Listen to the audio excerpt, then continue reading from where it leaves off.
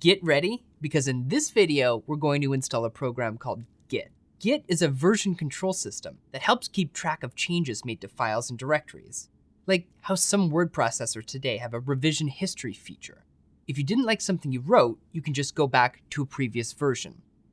We're going to be using Git in later courses, but for now, we're just going to go ahead and install it. First, we're going to grab the install program from Git's website. We're going to download the 64-bit executable.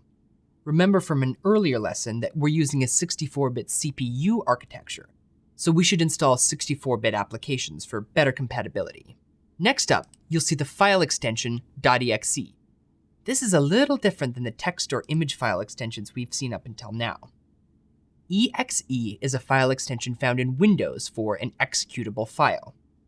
We'll learn more about this in a later lesson too.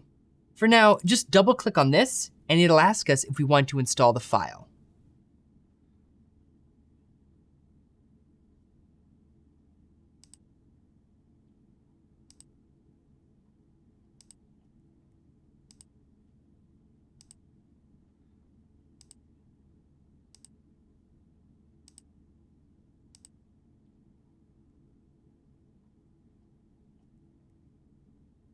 Voila, that's it. Now you can start using it. Some program installations might ask you to reboot.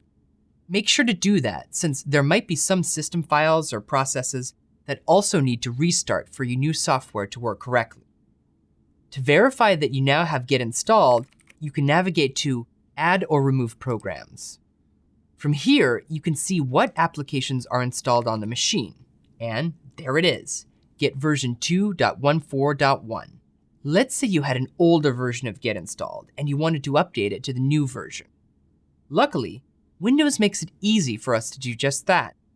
We can install it just like we did, and it'll ask if we want to upgrade to the newest version. To remove software from Windows, you can just search for the Add or Remove Programs setting. From there, select the application you want to remove, and you'll see a button to uninstall. Let's go ahead and click this and run through an uninstall of the software. It asks us for an administrator password. We have safety guards in place to prevent unauthorized users from installing or uninstalling software.